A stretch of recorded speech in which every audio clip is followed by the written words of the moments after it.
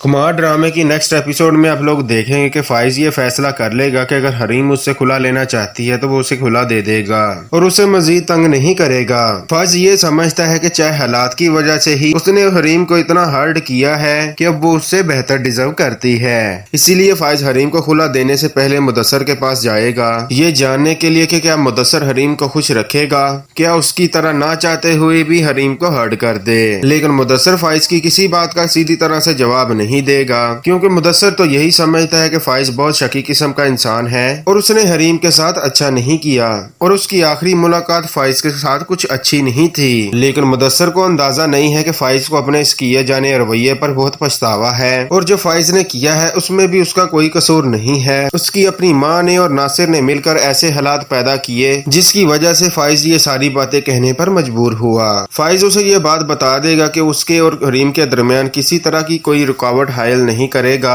और वो हरीम को खुला दे देगा। यहाँ पर हरीम भी आ जाएगी और फाइज वहाँ पर हरीम से माफी मांग कर चला जाएगा कि उससे ज्यादा बहुत मिस्टेक हुई है, वो उससे माफी मांगता है, अगर हो सके तो वो उसे माफ कर दे। उसे ये भी बता देगा कि उसकी नई जिंदगी की शुरुआत के लिए उसके लिए बहुत दुआएं कर रहा है। फाइज ये सारी बातें कहकर वहाँ से चले जाएगा, लेकिन हरीम के दिल में बहुत ज्यादा हलचल मच जाएगी क्योंकि हरीम फाइज से अभी भी मोहब्बत करती है और फाइज को पछताते देखकर उसके दिल में ये ख्याल आ रहा है कि कहीं फाइज फिर से बदल तो नहीं गया, फिर से उसे चाहने तो नहीं लग गया।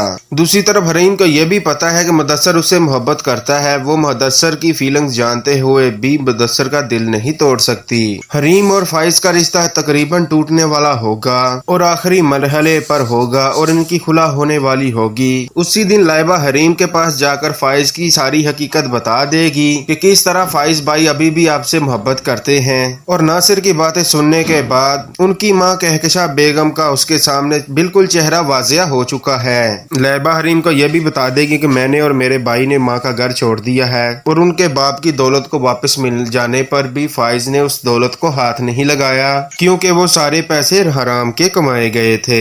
लाइबा हरीम को यह भी बता देगी कि वो और वकास शादी कर चुके हैं। जिस तरह लाइबा ने अपनी जिंदगी का फैसला खुद किया है, इसी तरह से हरीम को भी अपनी जिंदगी का फैसला खुद ही लेना चाहिए। हरीम कभी भी ये नहीं चाहती थी कि वो अपनी सांस कहकशा बेगम को किसी भी बुरे नतीजे पर पहुंचाए।